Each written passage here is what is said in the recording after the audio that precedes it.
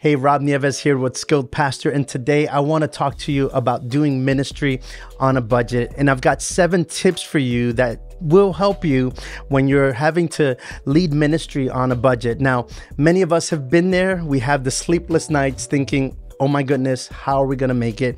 Are we going to make it to next month? Are we going to make it to the month after that?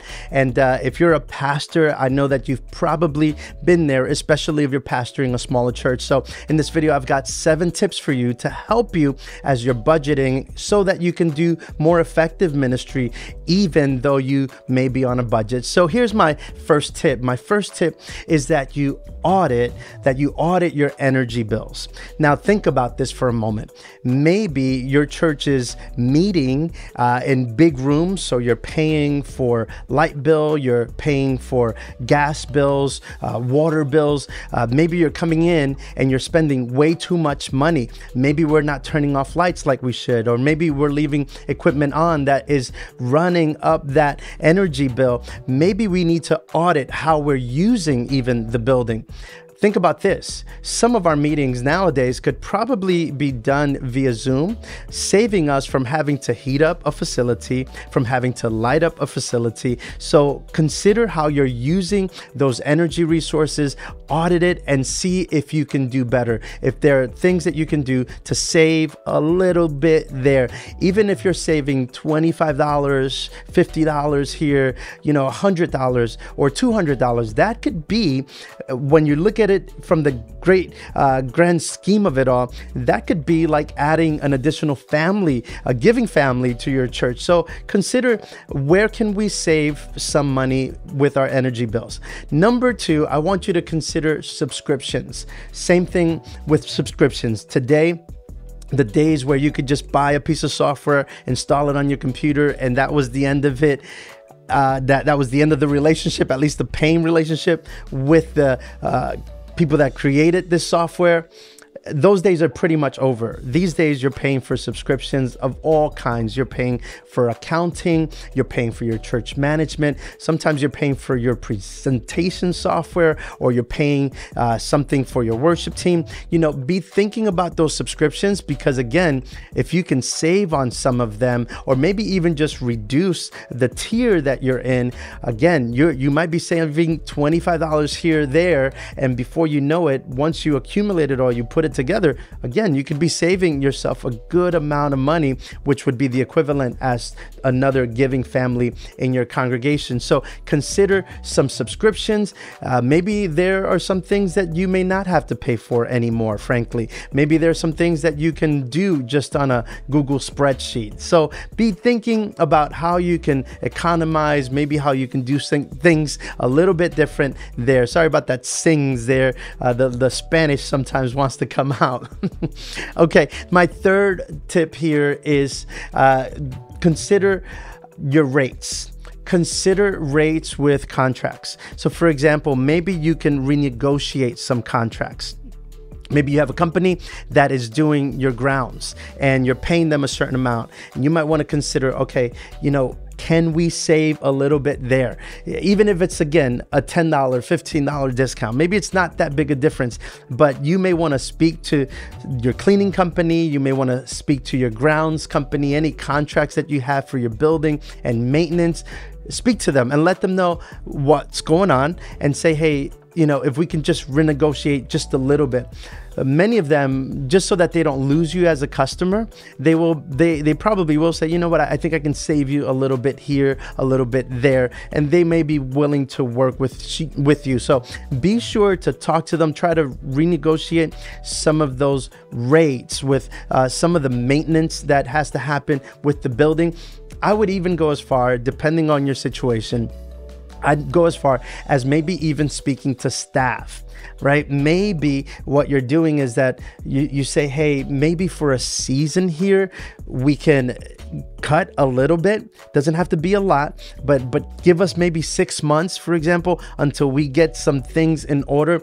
Would you be willing to take a little bit of a cut here and there? And I'm sure, again, people understand, especially these days where inflation is skyrocketing. People, I think, get it and they understand what's going on, and they probably want to continue to work at your church. So it may not be that big a deal. However, I would caution you, especially if you're the lead pastor and you're also getting a salary, that you would consider even your salary first, so that you let them know that I'm leading by example. Like, I am also taking this kind of a cut myself. So be careful there. I want you to navigate those waters carefully. I wouldn't say jump to that first. Maybe try some other things before you get there. But if you have to, it is something to consider as you're trying to save money. My fourth tip is this. You may want to team up with other churches, team up to share resources, team up to maybe even share some subscriptions. Maybe there are some things that you're paying for and they're paying for. Hey, maybe we can pay for it together and it can be of service to both of us. Maybe there's a subscription for media or something. See if you can do that. Of course, be careful with licensing agreements. Make sure that this is something that can be done. But sometimes it's not that big a deal, and maybe you can share some resources. I know of churches that actually share a pastor. Sometimes that's actually beneficial for the pastor. Rather than the pastor being part-time at this church alone and having another job somewhere, maybe he could be bivocational amongst two churches. I'm a pastor here and I'm a pastor there, and I'm now full-time as a pastor. So sometimes those things might be able to work out. Rather than two churches paying a full-time pastor, one full-time pastor, they can maybe have one part-time pastor divided amongst two congregations. Now, again, you have to navigate this carefully and how you do this, but sometimes churches can team up and say, we can use the same resources and we can maybe share those resources. The next thing I would say is this. Maintain communication with your church. Let your people know what's going on. Let them know where you're at financially. Now, most of our churches, if they do this, what they'll do is that they'll have a members meeting, but only now the members know about this. If someone isn't an official member of the church, they didn't attend that meeting, they have no clue. This is something that I believe needs to go to the entire congregation. The entire church family needs to know what's going on.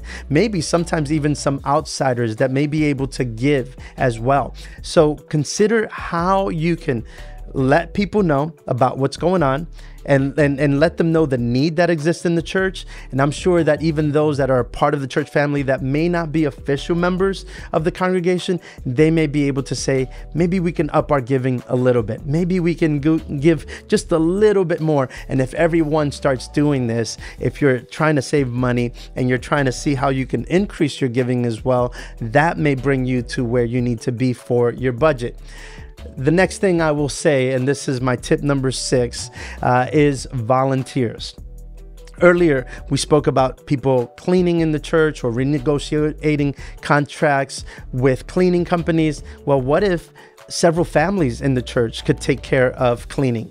Or what if several families in the church, rather than you hiring someone to come on staff to do children's ministry or to do, say, young people's or teen ministry, maybe there's a couple of families that would say, hey, we'll partner together and we'll do that ministry. We don't have to pay someone for that. We can take care of it.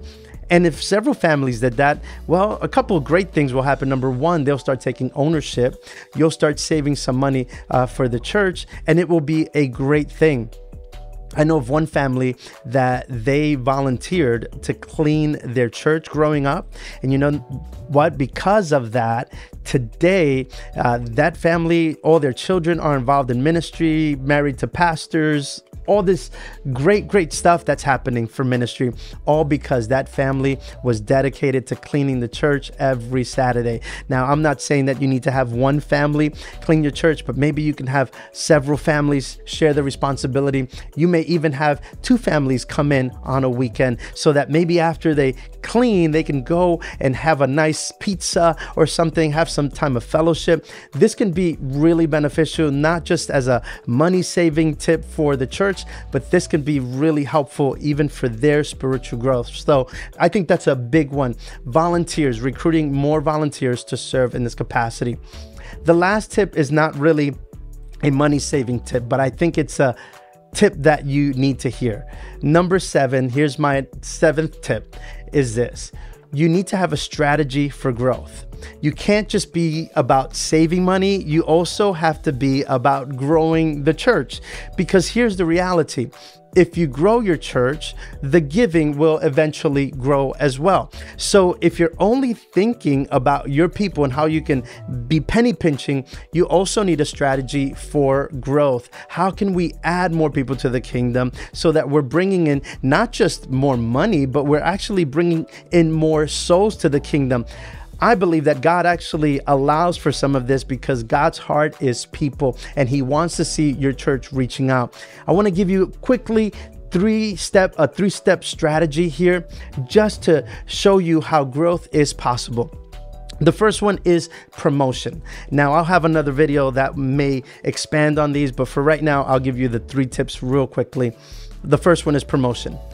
I'm sure you have a great church, but what happens is many times people don't know about it, and you need to promote it, whether it's on social media, whether it's on putting signs outside of your church, giving service times outside of your church so that people, as they drive by or they walk by, they know, hey, at 10 a.m. they have service. Maybe we'll check them out this week. So be sure that you're promoting your church, but more than just promotion that you pay for or signage or anything like that. Also, instruct your people to invite people. Let them know we're interested in growing and we want to see more people added. So tell them, hey, invite your friends to come. Bring them to church with you and create a culture of invitation, because after all, every business understands that the best way to grow a business is by what? Word of mouth. It's cheaper and it works better. So be sure to tell your people, hey, you want to promote your church, you want to invite people, tell them to come. We know that you love your church. Now, help someone else also love their church, hopefully, right? So the first one is promotion.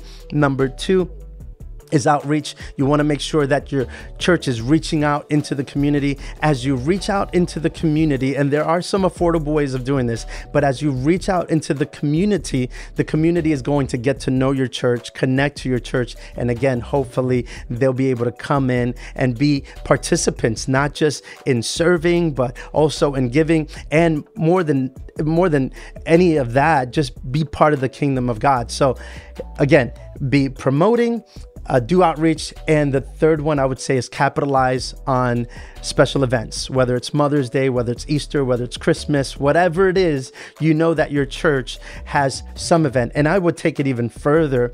I would say try to have a special event on a monthly basis. Have something where people are looking forward to it. Now, you know the types of things that work in your church and in your community. So try, and if you can, try to do at least one a month so that people are looking forward to that. And you're creating momentum by doing this. So but between promoting, between inviting, between outreach, between having those special events that people are constantly coming to, you're going to see some momentum develop in your church and hopefully some growth to follow along with all of that. Now, I believe that God wants to grow your church. I also believe that if you're praying about this, if you're working, if you're serving and your people are active, you're going to see God's hand move. So I'll be praying for your church. I know that we're living in some really difficult times financially, but I want you to be encouraged and know that God still has a plan for you and for your church. So you keep going, pastor, you keep going, leader, and you do what God has called you to do. Go ahead and apply these money saving tips, but also consider how are we going to grow and how are we going to move forward. I hope that this has been helpful to you. If it has been helpful to you, go ahead and give us a like so that other people can learn about it as well. Share it with someone and subscribe to this channel for more content like this. Again, thank you. I'll be praying for you, and I'll see you in the next video.